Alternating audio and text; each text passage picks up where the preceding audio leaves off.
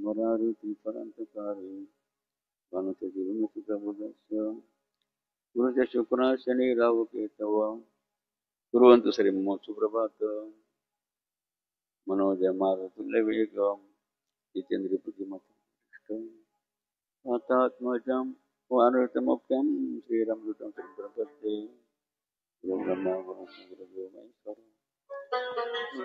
तस्मै श्री गुरवे नमः गुरु ब्रह्मा गुरु विष्णु गुरुदेव जनेश्वरः गुरुर् साक्षात् जनार्दन स्वामी तस्मै श्री ओम जनार्दनाय नमः तस्मै श्री ओम शांतिगिरे नमो नमः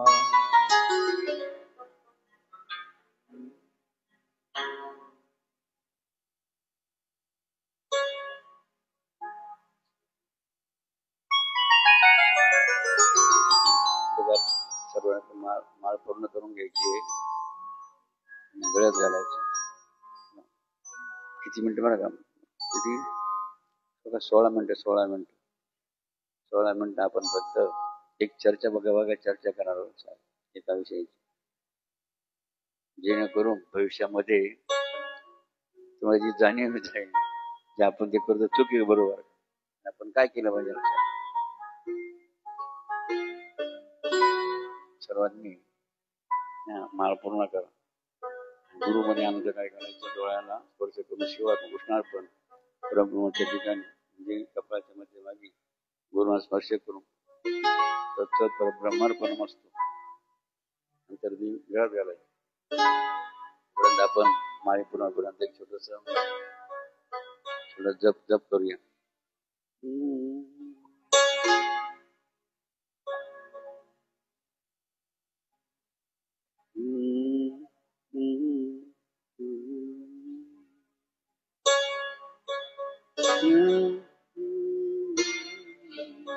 ओम जनार्दनाय नमः ओम जनार्दनाय नमः ओम जनार्दनाय नमः ओम जनार्दनाय नमः ओम जनार्दनाय नमः ओम जनार्दनाय नमः ओम जनार्दनाय नमः ओम जनार्दनाय नमः ओम जनार्दनाय नमः ओम जनार्दनाय नमः ओम जनार्दनाय नमः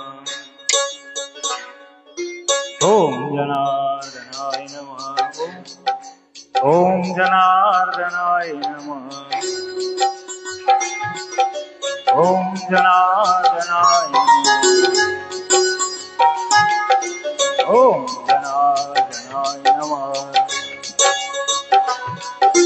ओम जनार्दनाय नमः ओम जनार्दनाय ओम जनार्दनाय नमः ओम जनार्दनाय नमः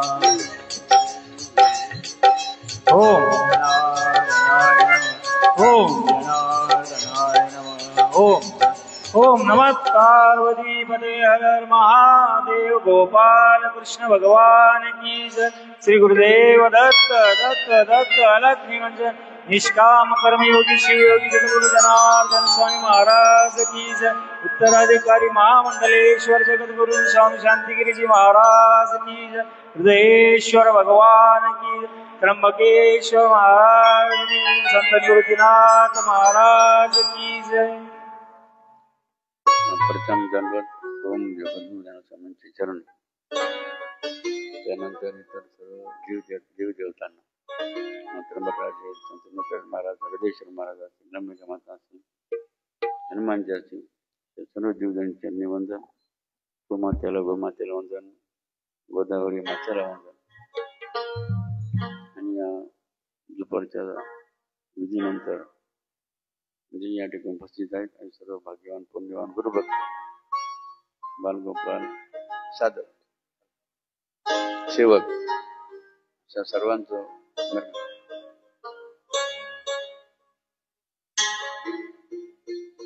वरात करून वरात करा. आता माळ पूर्ण करायला सांगेल ना, वरात करा. मी येतात तुमची माळ पूर्ण झाली की जोरदार टाळ्या नवीन करायचं.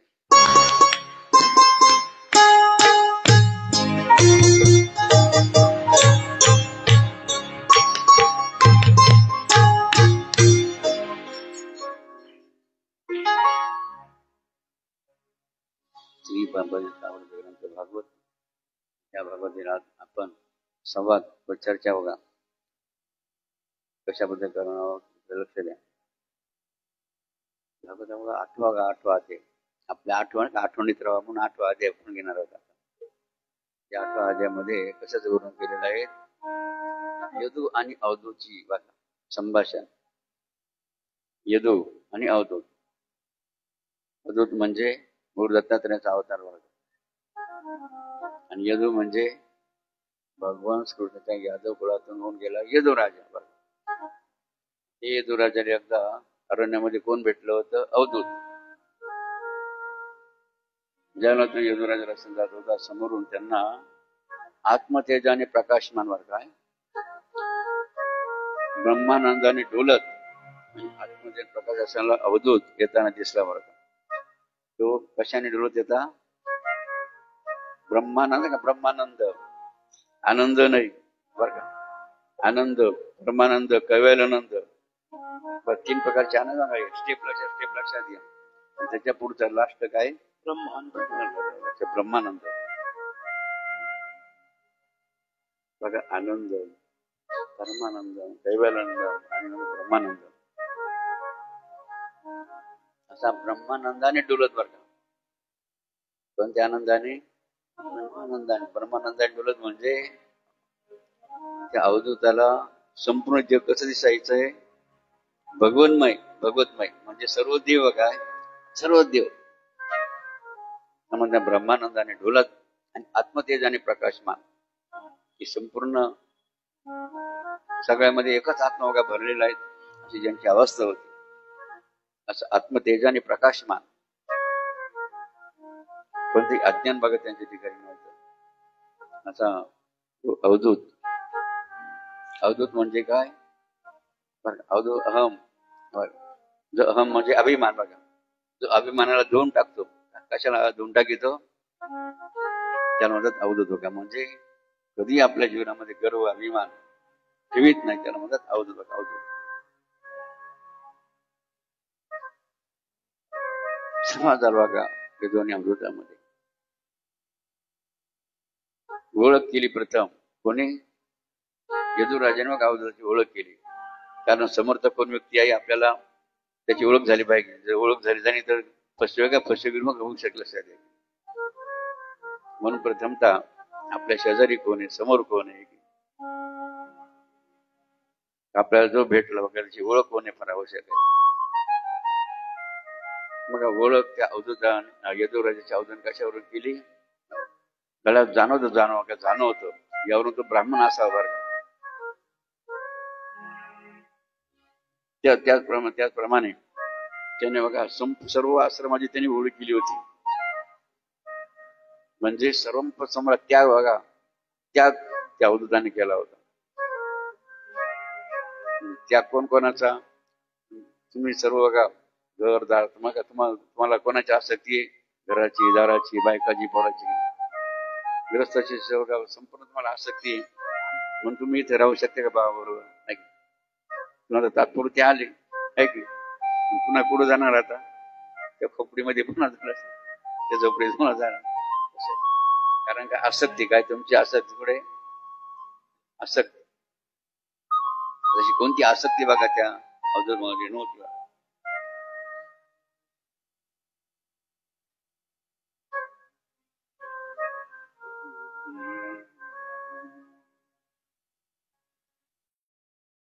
आणि मग यदुराजाने बघा अशी होती कधी पाहिली नव्हती बरं. असे ब्रह्मानंद त्यांच्यामध्ये भरलेला आहे. जे आत्मतेजाने प्रकाशवान आहे. ज्याची कोणती आसक्ती नाही. वैराग्य मूर्ती आहे. असे आनंद बघा त्या राजाला झाला. आणि त्या राजाने काय केलं? साष्टांग नमस्कार त्या अवधूताला बघा करतात.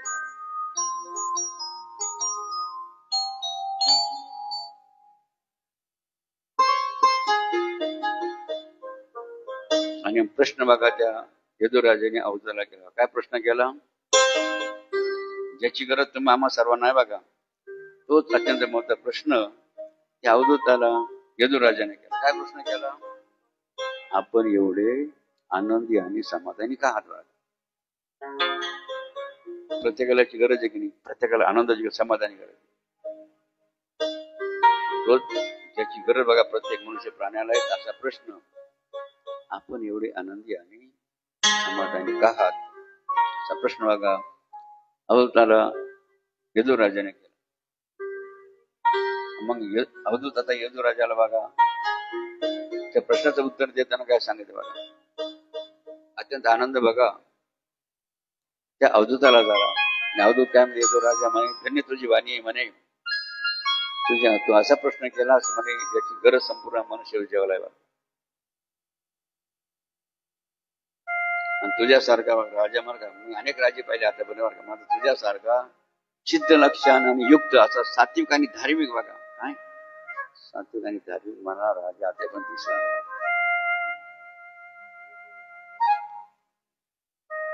म्हणून माझ्या आनंदाचं बघा निजानंदाची काय बघा तू निजानंदाचं कारण विचारलं ते तुला मी सांगतो ऐक बघा. मग अवधूत आता यदुराजाला सांगत आहे बघा म्हणे गुरु शिवाय आत्मप्राप्ती नाही. बरं काय सांगितलं? गुरु शिवाय आत्मप्राप्ती.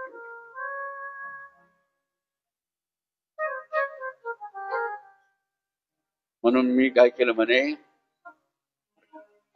ज्याचा घेतला गुण तो गुरु केला मी जाण. काय म्हणतात अवधूत यदुराजाला? ज्याच्यामध्ये मला चांगला गुण दिसला त्याला मी गुरु केलं म्हणे. पुढे काय म्हणले, ज्याचा पाहुणे अवगुण तुम्ही सांडीला जाणं बरं का. ज्याचे मध्ये मला अवगुण दिसला त्याला मी काय केलं? टाकून दिलं, सोडून दिलं बरं का. त्याचा त्याग केला. त्याज्य त्यातून मी काही ना गुरु केलं म्हणे. म्हणजे ग्राह्य म्हणजे घेतले, काहीचे गुण घेतले आणि अवगुण त्याज्य सोडले बरं का. ग्राह्य आणि त्याज्य या माध्यमातून किती गुरु केले म्हणे, तर संपूर्ण जग माझं गुरु आहे बरं का. आता मुख्य गुरु किती केले मी? 24 म्हणजे किती? 24 गुरु बघा. आमचे विद्यार्थी संपूर्ण बघा एका दमामध्ये सर्व गुरुचे नाही बघा. श्लोक असे सांगतात बघा. ते तुम्हाला येत कोणाला गुरुचे नाही.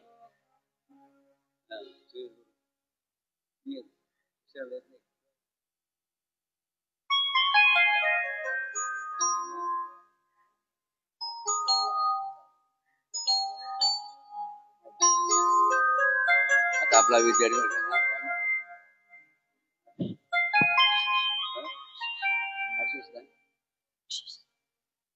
अशी जमदडी बर का. अशी जमदडी बघा. वर्ग नाही वर्गा तो आपल्याला श्लोक बघा 24 गुणांचा श्लोक त्याने आपल्याला सांगा. टाळून त्या काम करा. 347 पृथ्वी वायू वाकांश अग्नी आप शीतांश 7 तो चंडांश कबूत परिसर 8 अजगर सिंधू पतंग मधुमाशी आणि ग्रजभुंग हनी निवे नवे शास्त्रग नवे शिंग पिंगला टिटवी आणि लेकरू कुमारी आणि शर्करू सर्व कातीने पेशिश करू इतके गुरु 24. काय वर्ग झाला 347 एकूण बऱ्याचशा 3 बघा श्लोकामध्ये या 24 गुरूंचं वर्णन बघा जे केलंय. तो श्लोक बघा आपल्यासमोर आशिष नाही या ठिकाणी पण तुम्हाला ऐकायला हवं की नाही. त्या टाळीवरून वरसारखा किती गुरु केले मग एकूण 24. पहिला गुरु त्यातला कोण आहे? पृथ्वी बघा. ज्याच्यावर बसले ना धरणी माता म्हणतात ती पृथ्वी. त्या पृथ्वीला प्रथम गुरु केलाय. नंतर बघा 8वा गुरु कोण केला? 8वा गुरु कोणाला केलेला आहे बरं का. 8वा आणि 8वा बरं का. वसंतराव 8वा आणि 8वा आमच्याकडे भाटगाव आश्रमाचे संचालक वसंतराव ज्यांनाही भागवतो विषय बघा अत्यंत गुढी बघा. 8वा आणि 8वा वर्ग 8वा गुरु कोणता सांगितलेला आहे? मग कोणी सांगतं का 8वा गुरु कोणता केला? सांगितलं लिहून द्या किंवा सांगा. 8वा गुरु कोणाला केलेला आहे?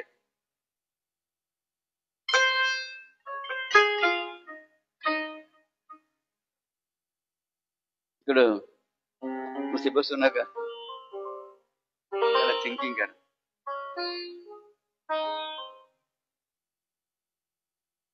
तुमच्या बघा तुमच्या ग्रस्तीसाठी अत्यंत महत्वाचं गुरुवार का असं 8वा गुरु.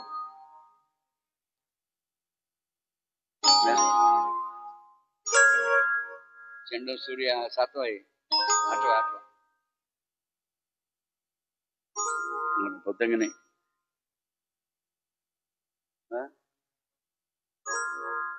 बरं ठीक आहे. बघा 8वा कपोत. कपोत बरं का, कपोत बघा, कपोत पक्षाला बरं का, हा कपोत पक्षाला गुरु केलं लक्षात.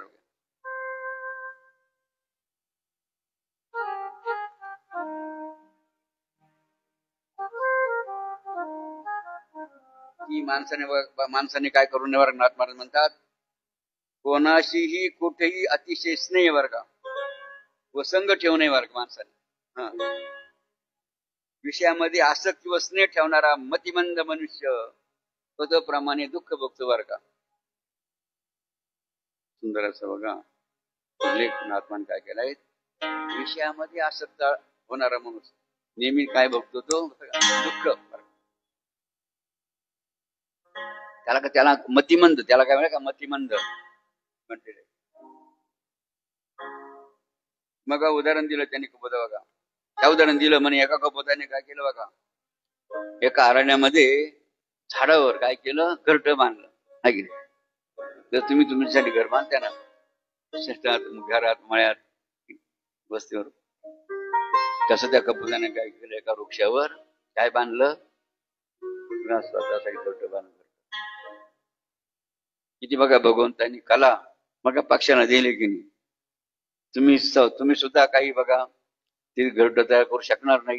कोणाचं घरटं लई बाहेर राहत, त्याने केलं विणलेलं ते सुगरण कावळ्याचं ते कावळ्याजवळ काडक्या ठेवलं, काडक्या कावळ्याचं. मात्र सुगरणीचं बघा घरटं किती सुंदर, माणसा सुद्धा ते येणार नाही. बघा त्या कपोताने काय केलं, सुंदर घरटं बघा बांधलं. आणि मग स्नेहाने त्या कपोतीचे मन बर का,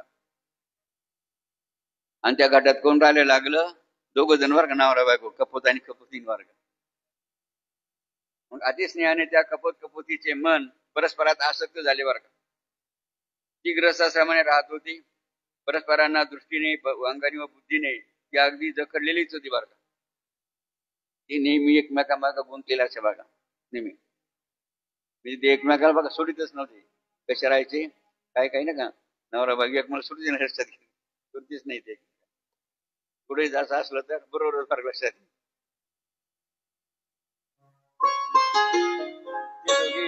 बघा त्या वनात परस्परांशी अगदी आसक्त होऊन म्हणजे एक जीवन बघा राहत होती बरं का. झोपणं असेल बरं का, जागृतीमध्ये उठणे असेल, बसणं असेल, कुंजन करणे असेल बरं का, खेळणं असेल, भोजन करणं असेल बघा, सर्व व्यवहार निर्भयपणे बघा आणि निशंकपणे बघा एकत्रच करायचे बघा. ते कपोत आणि कपोत. हे राजा आश्चर्य बघा, विलासयुक्त कटाक्ष, मधुर कुंजन इत्यादी गाणी ती कपोती प्रिय करायला प्रसन्न ठेवी बर का. त्याची पत्नी म्हणजे कपोतीने काय करायची, कपोत कसा बघा प्रसन्न राहील अशा रीतीने वागायची बर का.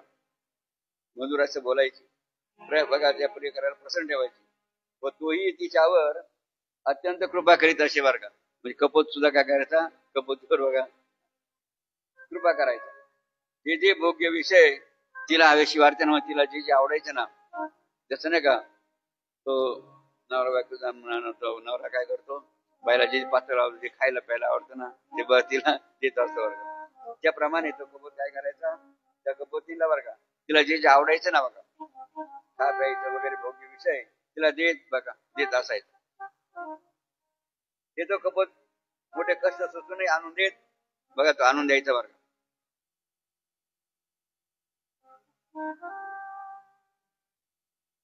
बघा केवळ स्त्रीची इच्छा पुरवणे बघा एवढे त्याला माहित होते बघा. त्याला दुसऱ्याला काही दान देणे कोणावर काही उपाय करणे काहीच माहिती नव्हते बरं का. त्याला फक्त काय माहिती होतं तो कोणीला कसं खुश ठेवता येईल एवढंच बघा काम करायचं बरं का त्याला माहित होत. बाकी दान धर्माबद्दल त्याला काही ज्ञान नव्हतं.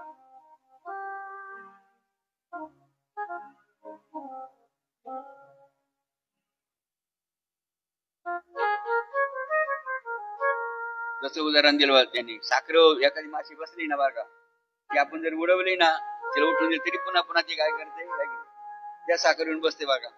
त्याप्रमाणे विषय बघा पुढे बरं का त्याला हार त्याला इतर कसलेच स्मरण राहत नव्हते बरं का.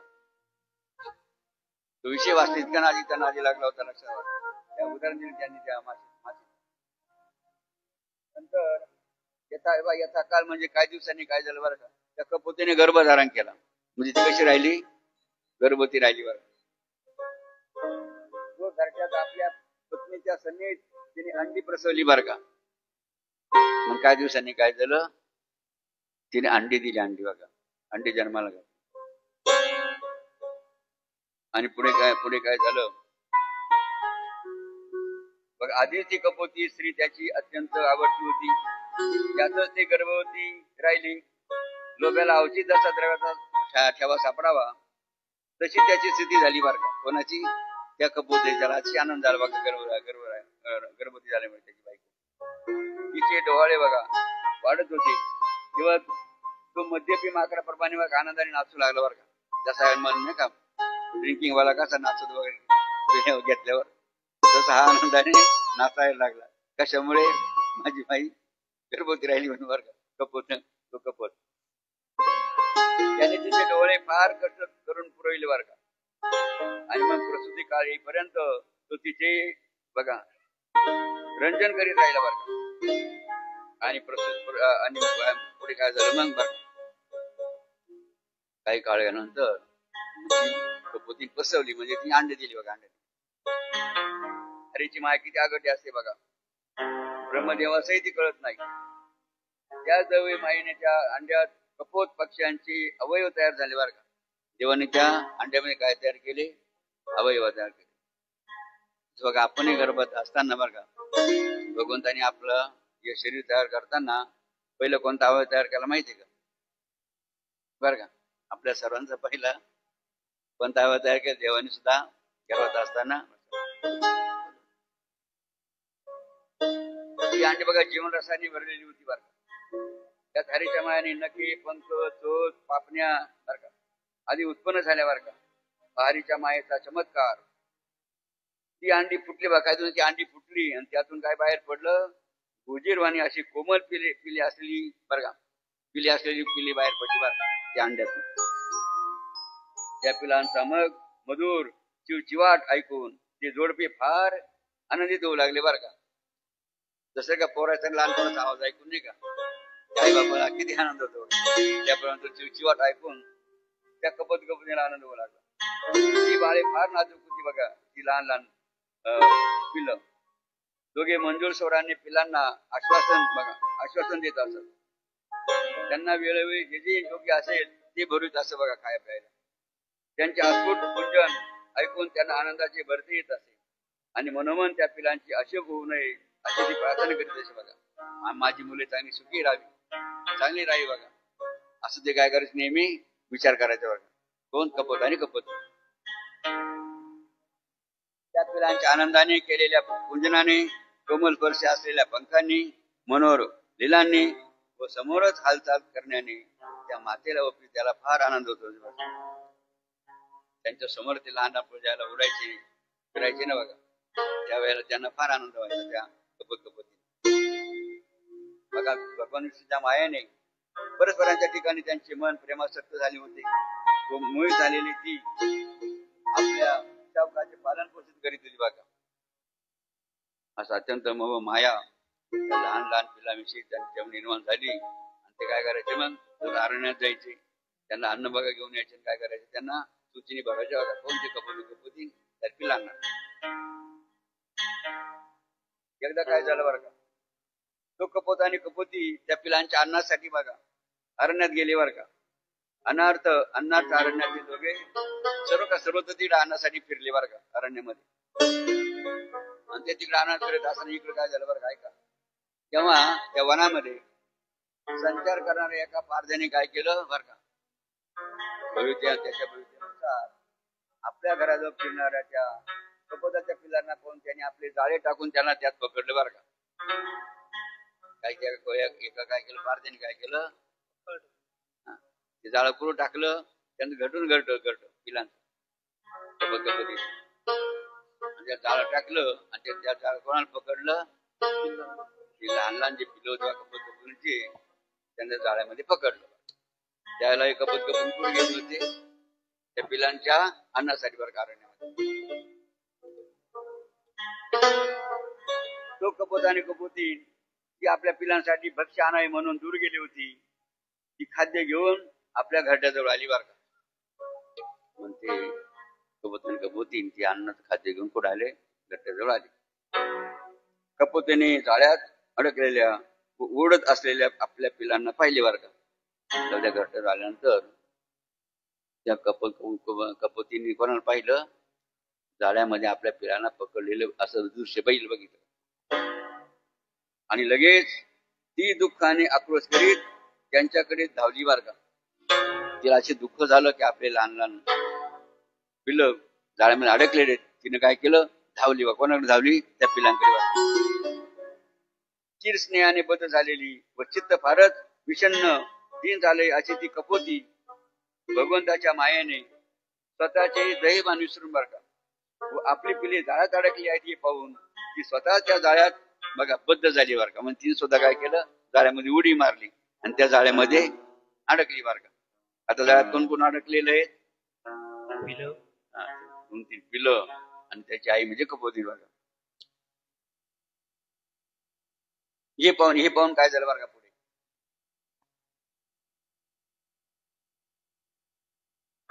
हे पाहून कपोताने तर प्राणांप्रिय अशा त्या पिलांना व स्वतःच्या स्त्रीला बद्ध झालेले पाहून दीनपणाने फार विलाप केला बरं का. त्याला फार पश्चाताप झाला. काय झाला, फार दुःख झालं. तो विलाप म्हणजे खूप आरडायला लागला बरं का, मोठमोठ्याने आरडून काय म्हणायला लागला बरं का. तो आक्रोश करून लागला. तो काय म्हणू लागला, माझा कसा घात झाला पहा म्हणे. ज्यांची पुण्य अल्प आहे, बुद्धी मूढ आहे, जो ऐहिक सुखामध्ये अतृप्त आहे आणि परलोकीचे सुखही ज्याने संपादन केले नाही, अशा माझ्या जीवनात धर्म अर्थ काम या तिन्ही पुरुषार्थांचा घात झाला बघा. तो कपोतीन बघा माझा घात कशा रीतीने झाला बघा, असा बघा आक्रोश करून आक्रोश. माझी अनुरूप आणि अनुकूल व पतिव्रता स्त्री म्हणजे माझी बायको मला शून्यगृहात टाकून उत्तम बघा अपत्यासह स्वर्गाला जात आहे बरं का. तू काय म्हणत आहे, माझी आवडती स्त्री पुढे चालली म्हणे स्वर्गात चालली बरं. आता जीन विदूर पुत्र येईन म्हणजे आता मला बायको आणि पोर आहे ना, मी एकटाच चालू. विदूर बघा, विदूर जात्याला विदूर म्हणतात. पुत्रहीन व पत्नीहीन असा मी दुःखमय जीवित असेल आता या शून्य घरात कशासाठी जगू बर का. मी आता या घाटात एकटाच कसा जगू बर का, असा तो विचार करीत कपोत. स्वतःशी मनाशी बघा तो विचार करू लागला. असा विलाप करून तो कपोत पाश्वत्य होऊन मृत्यू पावणाऱ्याच्या सर्वांना पाहत असूनही दीन व मूढ झाला आणि त्याने स्वतःच्या जाळ्यात झेप घेऊन पडला बर का. अत्यंत दीन आणि दुःखी झाला. मग त्यांनी मागचा पुढचा काही विचार केला नाही. त्यांनी काय केलं, जाळ्यामध्ये बंद जाळ्यामध्ये ज्या जाळ्यामध्ये पिलं कपोती काय केली होती, अडकली होती का त्या जाळ्यामध्ये यांनी सुद्धा उडी टाकली. तेव्हा तो पारधी बघा त्या गृहाचा श्रमिक कपोतीला व त्यांच्या पिलांना घेऊन कृतकृत्य होऊन आपल्या घरी गेला बर. आनंद कोणाला झाला, फार झाला. काय आनंद झाला, शिकार मिळेल शिकार हो. किती मिळाले त्याला, ते 2 पिलं, एक कपोत, 4 कपोत, असे 4 पक्षी बघा त्याला मिळाले. त्याला खूप आनंद झाला. कृत्य तू स्वतःला धन्य आणि कृतकृत्य म्हणायला लागला. आता आपलं बघा वरील उदाहरणावरून काय लक्षात घ्यायचंय, ज्या मनुष्याची चित्त अस्वस्थ असते, जो विषयातच रमतो, असा ग्रस्त आपल्या कुटुंबाचे पोषण करण्यातच मूढपणाने अडकले असतो बरं का. म्हणजे मूर्खपणाने तो काय करतो, पुढे अडकलेला असतो प्रपंचामध्ये, तो आपल्या कुटुंबाचं नाश पावतो बरं का. असा जो बघा व्यक्ती असतो, जीव असतो, तो या कपत कवतीपर्वाने त्याचा बघा नाश ग्रस्त होत असतो बघा. बघा मुक्तीचे उघडलेले द्वारच अशा मनुष्य जन्मात येऊन तो मनुष्य पक्षाप्रमाणे कुटुंबातच आसक्त असतो बघा. आता वास्तविक बघा भगवंताने मनुष्य कशासाठी दिला, मोक्षाला जाण्यासाठी, स्वतःला मुक्त होण्यासाठी बघा. मात्र ग्रस्त काय करतो, मुक्त मोक्ष बाजूलाच राहिला, इकडेच काय करतो बघा, संसारामध्ये अडकतो. कुटुंबात असं बघा, कुटुंब त्या पक्षाप्रमाणे कुटुंबातच आसक्त होतो. त्याला आरूढ पती का त्याला पती म्हणतात, पतीत म्हणतात. पतीत म्हणजे चांगल्या स्थितीत घेऊ नये, म्हणजे चांगले येऊ नये, कुबुद्धीमुळे पतीत झालेला म्हणतात वर्गाचा. म्हणजे संसारामध्ये आसक्ती असल्यामुळे त्याला बघा पतीत म्हणतात. पती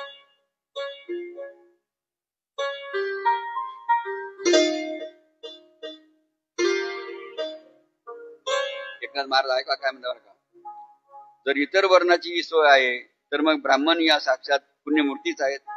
म्हणजे फार मोठी पुण्याईने त्यांना ब्राह्मण जन्म मिळतो, त्यांना मुक्ती सहजच साध्य आहे. पण हे न ओळखता ते वृथा आसक्तीत गुंतात बरं का. ज्ञान असूनही वैराग्य असणं हे ब्रह्मदेवादी देवताने साध्य होत नाही. ते ज्ञानी असले तरी विरक्त नसतात, त्यामुळे विषय लंपटून अखेर पतन पावतात. मनुष्य जन्म प्राप्त होऊन जो घरादारावर आसक्ती ठेवतो तो मूर्ख का मूर्ख लक्षात. मूर्ख कोणाला म्हटलंय, जो मनुष्य जन्माला येऊन काय करतो, घरादारावर आसक्ती ठेवतो. म्हणजे घर आपलं घरदाकडे सुटतच नाही बरं का. काय तसं काय घर सर्व विश्व त्याचं घर बघा, शेती देव करतात त्यावर विश्व आणि त्याचा तो आसक्त राहतो. तो मूर्ख वय, कारण काय त्याला आपलं हित बघा कळत नाही, त्यामुळे तो त्या कपताप्रमाणे दुःख भोगतो बरं का. मग सांगा तुम्ही संसारी जीव सुखी आहे का, सुखी आहे का सांगा ना. का सुखी नाही, तुम्ही नेहमी पुन्हा फिरून फिरून करू जात्या. म्हणून बघा आता आपल्याला बरं का, म्हणून तुमच्यासाठी बाबांनी काय सांगितलं, 29 दिवस काय करा, घरादाराची काय करा काळजी करा. 1 दिवस काय करा, फक्त गुरूंची काळजी करा ना.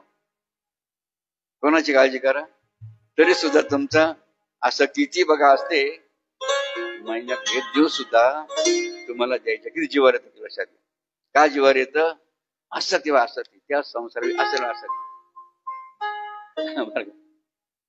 आणि म्हणून ज्याला दुःख भोगायचं नसेल त्याला काय करावं लागेल, किमान महिन्यात 1 दिवस का होईना काय करायचं, त्या घरट्यातून जरा बाहेर यायचं,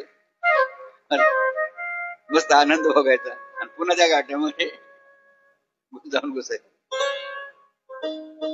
ज्याला असं कळायला पाहिजे, ज्ञान झालेलं आहे, जो आसक्ती सोडून काय वेळ का होईना गुरुसेवेसाठी बघा देतो, तो खऱ्या अर्थाने बघा मोक्ष जगतीला जाऊ शकतो. संसारामध्ये राहून स्वतःचा उद्धार करू शकतो. लक्षात असा महिमा या कधीच बघायच्या कधीच आहे. म्हणून ज्यांनी त्यांनी विचार करायचा आहे, म्हणून बाबांना शांत आनंद आला बघा. या अनुष्ठान जर पण एक होईना आपण 7 दिवस त्या घरट्यातून बाहेर आले आणि बाबांच्या बघा चरणपाशी येऊन आपल्या त्याचं सार्थक असं अनुष्ठान करीत आहेत. ज्या टाळीवून सर्व भक्तांचा आपण. म्हणून तुम्हाला काय नियम दिला बाबांनी, महिन्यातून 1 दिवस काय करा, त्या घरट्यातून गुरूंची काळजी घ्या. आणि वर्षातून काय करा, वर्षातून काय करा, एक अनुष्ठान कशाने. आणि आणखी काय सांगितलं, दररोज काय करा, दररोज सकाळी तुमचे दिवसभरची सर्व काम व्यवस्थित व्हावे, म्हणजे विघ्न संकट येऊ नये म्हणून दररोज काय करा सांगितलं. बघा, कारण जो माझ्या नियमा, तुम्ही जर विधी घेऊन घराच्या बाहेर पडले ना, मग दिवसभर तुमचं रक्षण कोणाला करावं लागेल, कारण बाबांचं वाक्य नाव काय वाक्य जो माझ्या नेमून पडेल मी त्याच्या मग दिवस बघा जो पहाटे सकाळी विधी करील ना मग दिवसभर त्याच्यावर कोणाला राहावं लागेल बघा ज्यांना बाबांना दिवसभर बरोबर ठेवायचं ना त्यांनी फक्त काय करायचं 15 मिनिटाची पूर्ण म्हणा पूर्णात पूर्णमुदच्यते पूर्णस्य पूर्णमादाय पूर्णमेवावशिष्यते सर्वे संतो निरामय सर्वे भद्राणि पश्यन्तु मा कश्चित् दुःखं हरि ओम शांती शांती शांती. कारण आपले 16 मिनिटं संपले का नाही पण तुम्ही सांगितलं सुद्धा नाही हो आपल्याला वेळेचंही भान राहिले तुम्ही आठवण दिली नाही आठवण दिला का आपले 16 मिनिटं होते ना किती मिनिटं वाढव ठीक आहे ठीक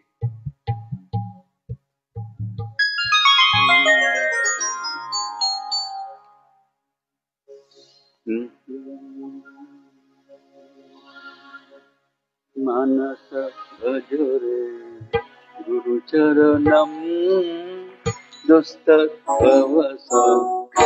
शरणम मानस भजरे गुरुचरणम दुस्तर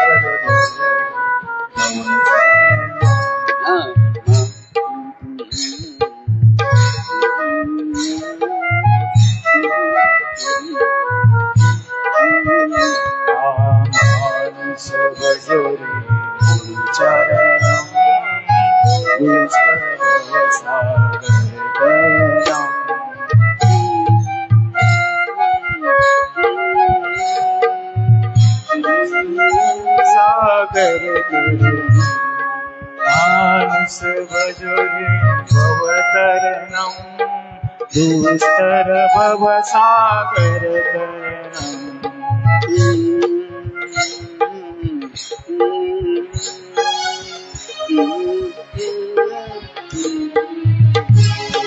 मानस भजरे चरणम दुस्तर भवसागर तरणम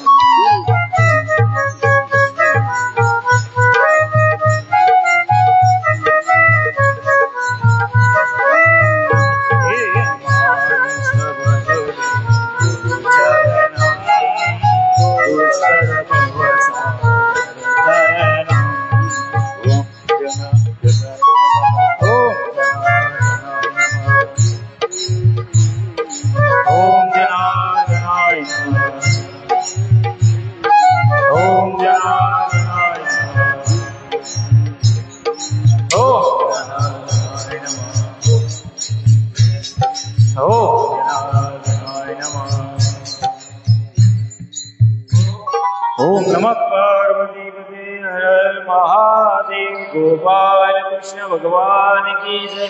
श्री गुरुदेव दत्त दत्त दत्त अलग निरंजन निष्काम कर्मयोगी शिवयोगी जगद्गुरु जनार्दन स्वामी महाराज की जय. महामंडलेश्वर जगद्गुरु स्वामी शांतिगिरी महाराज की जय.